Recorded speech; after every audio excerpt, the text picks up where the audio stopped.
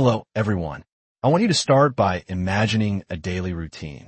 Imagine you wake up, but before you can even get out of bed, you have to prick your finger. You have to measure your blood chemistry. Then, you have to do a calculation in your head. What am I going to eat for breakfast? How much stress will I have today? Based on that math, you inject a fluid into your stomach. If you calculate wrong, too high, you damage your organs. Too low, you could faint or worse. You do this every single day, forever. This is the reality for nearly 500 million people worldwide living with diabetes. For 100 years, since the discovery of insulin in the 1920s, the solution has been life support. We haven't been curing diabetes. We have just been managing it. But today, that narrative is changing.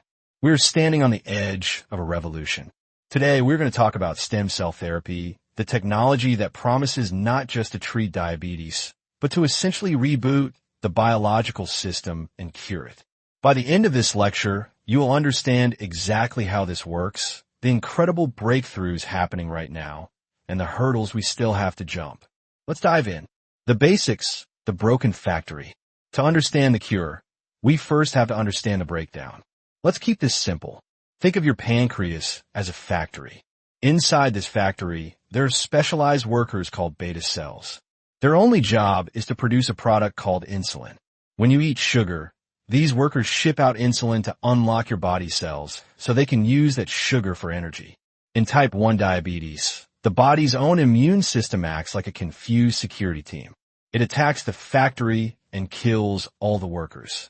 No workers, no insulin, dangerous sugar levels. In type 2 diabetes, the workers are either exhausted and overworked, or the delivery trucks, your cells, refuse to accept the shipment. For decades, our solution has been to import the product, insulin injections, because the factory is shut down. But stem cell therapy asks a different question.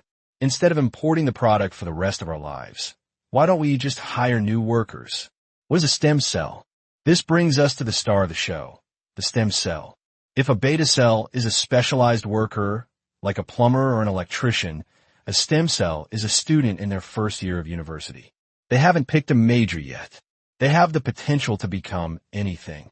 They could become a brain cell, a heart cell, or if we train them correctly, a pancreatic beta cell.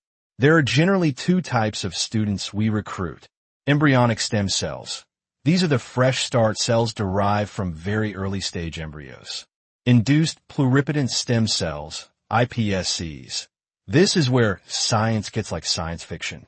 We take an adult skin cell, a specialized worker, and genetically reprogram it to forget its job and go back to being a student. We turn the clock back. The goal is simple. Take these blank slate cells, teach them to major in insulin production, and put them into the patient. The process, from petri dish to patient. So, how do we actually do this? We can't just inject blank stem cells into the body. They wouldn't know what to do. They might turn into bone or cartilage. We have to put them through a training camp. Step 1. Differentiation scientists place these stem cells in a petri dish and expose them to a very specific cocktail of chemicals and proteins. This mimics the signals the body sends a developing fetus. Day 1. You are no longer a skin cell. Day 7. You are becoming a gut cell. Day 14. You are becoming a pancreatic progenitor. Day 30. You are now a fully functional beta cell. Step 2. The quality check these cells are tested. We give them sugar in the lab.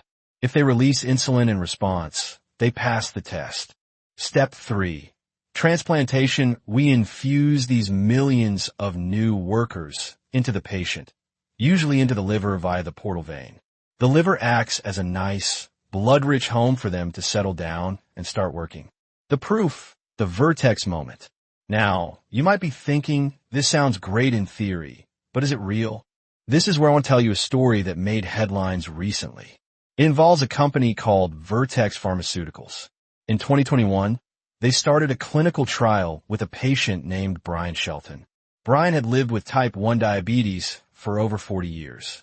His condition was brittle, meaning his blood sugar would crash without warning, causing him to lose consciousness. He had zero insulin production. Vertex used stem cells to grow brand new islet cells, the clusters that contain beta cells. They infused half the target dose into Brian. The result? Before the trial, Brian needed massive amounts of insulin daily. Within 90 days, his body started making its own insulin. By day 270, he was completely off insulin injections. Let that sink in. A man who was dependent on external machines and drugs for 40 years was essentially functionally cured. His body's factory was running again with new workers. This was the first time we saw definitive proof that stem cell-derived cells could fully replace the function of the pancreas in a human. The challenge, the security guard problem. If Brian is cured, why isn't this treatment available at every local pharmacy today? Remember the security guard I mentioned earlier, the immune system? In type 1 diabetes, the immune system originally killed the beta cells because it thought they were enemies. If we put new stem cells in, the immune system says, hey, I recognize you. I killed you guys 20 years ago. Get out.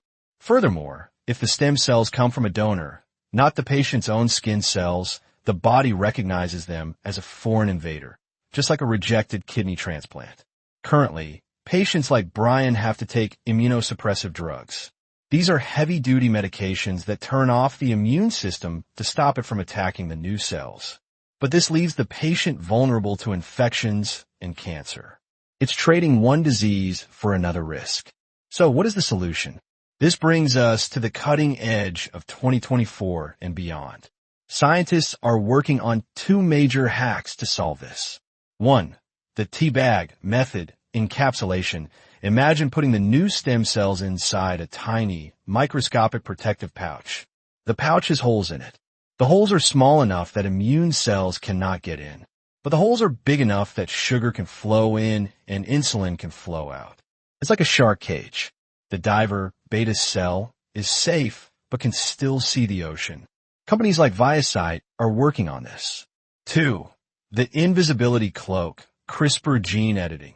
Scientists are now using CRISPR gene editing technology to edit the DNA of the stem cells before they put them in.